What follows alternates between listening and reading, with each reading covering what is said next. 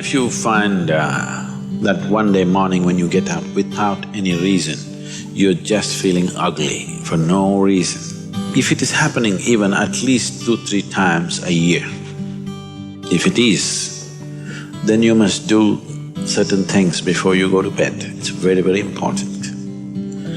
Because unconsciously, you need to understand this, you can incubate a lot of either negative things or positive things in sleep. Either pleasantness or unpleasantness, you can incubate very effectively, uninterrupted in sleep. You can also incubate it in the day, but there are so many interruptions, it doesn't happen very efficiently. But if you have a tendency to go to bed in a certain way and you wake up in the morning really nasty for simply no reason, that means you're incubating things in the night very efficiently. Bad eggs. This is not just about psychological disturbances, it can cause major physiological problems over a period of time. It's important that you eliminate these things from your life.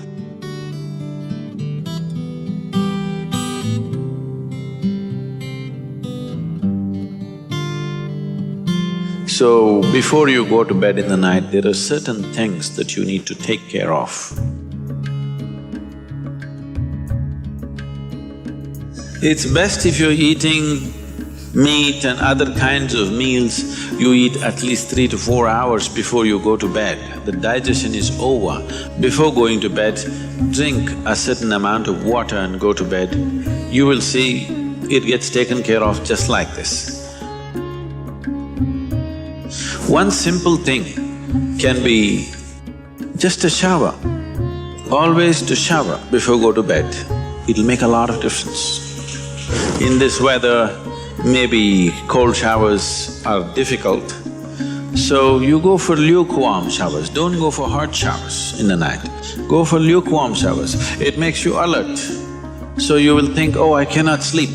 It doesn't matter, you will sleep 15-20 minutes or half an hour later, but you will sleep better because it will take away certain things. When you shower, it is not just the dirt on the skin that you're taking away. Have you noticed, if you're very tense and anxious, whatever, just a shower, you came out, it feels like almost the burden has been taken away from you? Have you not noticed this? So it's not just about washing the skin, a whole lot of things happen when water flows over your body. This shower is a very rudimentary buddhi shuddhi, because over 70% of your body is actually water. If you run water over it, a certain purification happens, which is beyond cleaning the skin. One more thing if you want to do, you just light an organic oil lamp, a cotton wick, some oil, anything. What do you use here? Normal cooking oil. Linseed oil, rice bran oil or sesame oil, what do you have? Olive oil, fine. Any organic oil with a cotton wick, just burn one little lamp somewhere in the room where you sleep. You will see these things will completely disappear. If you can bring in a chant or there are nightly practices, yogic practices, before you go to bed, sit on your bed and do this practice. If you want to do Isha Kriya, it's available on the net. Generally, in India, they told you should not put your head to the north and sleep. You're aware of this? If you put your head to the north and sleep during the night when you're in horizontal positions, then slowly the blood will get pulled towards your brain. When there is too much circulation in the brain, you cannot sleep peacefully. If you have any kind of, inherently weak aspects in your brain, or if you're of old age, you could die in your sleep. One can have hemorrhage because extra blood is trying to enter the brain where the blood vessels are hair-like. Something extra is being pushed because of the magnetic pull. When you're in a vertical position, this is not so. The moment you become horizontal, this pull on the head is so strong that slowly the blood tries to move towards the brain. So to avoid this is true only in the northern hemisphere. If you go to Australia, you should not put your head to the south. If you're in India, you should not put your head to the north. You can put it any other way, it's okay. Keep this in your mind, that you are truly a mortal, okay? Not in words, really, you could fall dead right now. You may be young, you may be old, it doesn't matter, you can fall dead right now. Yes or no? Before you go to bed, sit on your bed and think this is your deathbed. You have just 1 more minute to live. Just look back and see, what you have done today, is it worthwhile? Just do this one simple exercise. And you don't know when it really happens, whether you'll be sitting on your deathbed or lying in a hospital, all kinds of things sticking into you. Who knows how it'll happen, but enjoy this every day, that you will sit on your deathbed, look back and see, today, the way I've handled these 24 hours, is it worthwhile? Because now I'm dying. If you do this, you will live a worthwhile life, believe me. So every day in the night, all of you should do this before you go to bed. Last 3 minutes, everything that you have gathered, the body, the content of the mind, things, don't ignore small things, these small things are big things. I've seen how people are carrying their own private pillow, you know, because it's very important. So, your pillow, your footwear, if you have relationships, everything that you have gathered, keep it aside, sleep. If you sleep in that condition, you will wake up with much more light, with much more energy, with much more possibilities than you have imagined possible. Just sleep as life, not as a man, not as a woman, not as this and that. Keep everything down, simply. See, this is getting too easy. Just sleeping sadhana. At least this you must do.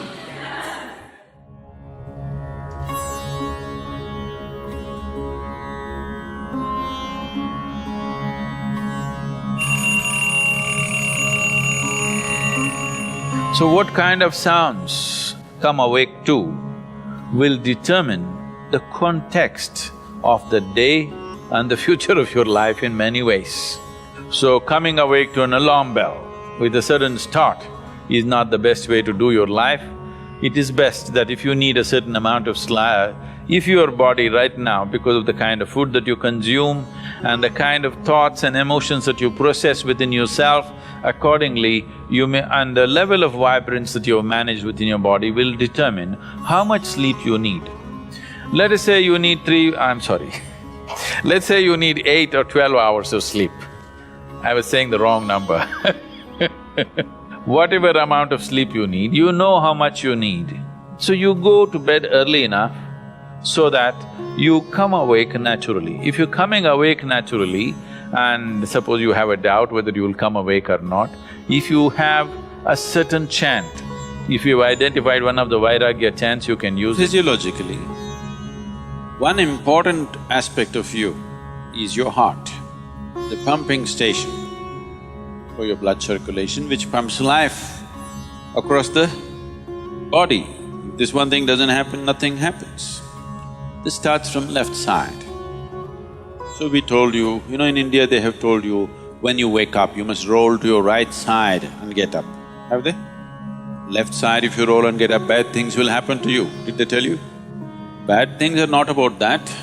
When you're in a certain state of relaxation, when the body is in a relaxation, the metabolic activity is low. When you get up, there is a certain surge of activity. That's why they told you in India, see, all these things are built into your life which you're throwing away. The whole science of living has been built into your life. They told you in the morning before you wake up, you must rub your hands together and see like this, Not see like this, you must place it upon your eyes. You do this, you will see God. It's not about seeing God. If you rub these two things together, all the nerve endings, there's a heavy concentration of nerve endings in your hands. If you do this, the system comes awake immediately. You're feeling asleep, you're feeling sleepy, just do this and see. Everything comes awake. So morning, before you move your body, you get it awake first and then place it upon your eyes. Instantly a whole range of nerves connected with your eyes and the other aspect of your senses come awake. Before you move your body and your brain should be active. You shouldn't get up dumb, that's the idea. Understand? So you do that and then roll over to your right and get up. Today, if all of us go to bed, by tomorrow morning, nearly 250,000 people won't wake up. Natural death in the world. Suppose you wake up tomorrow, you guaranteed? Have you come with a guarantee card? No guarantee card. So suppose you wake up, let's say. Just do this much, I'm telling you, this is a simple first step to your spiritual process. Tomorrow morning, when you come awake, check, you really awake or you dead? If you're awake, it needs at least a little celebration. You don't have to get up and dance, at least you can smile, still on. 250,000 people died. They were like you and me, poof, they went off, isn't it? Wherever you look, they're not there. Here I am still, alive. One big smile, will you? I'm talking management, you know. Then if 250,000 people died, at least 3 to 5 million people lost somebody who's dear to them. You check those 3, 4, 5 people who matter to you, all of them alive today. One more big smile, hello? Will you or not? Alive. If suppose right now, we put a gun to your head, will you think it's a relief? No. You'll be terrorized, isn't it? So that's how precious it is to be alive, isn't it so? That's how precious it is for you to be alive. So tomorrow morning, 250,000 people died overnight, but you're still alive. Does it not at least deserve a big smile, I'm asking you? And all the people who matter to you are all alive today. One more big smile?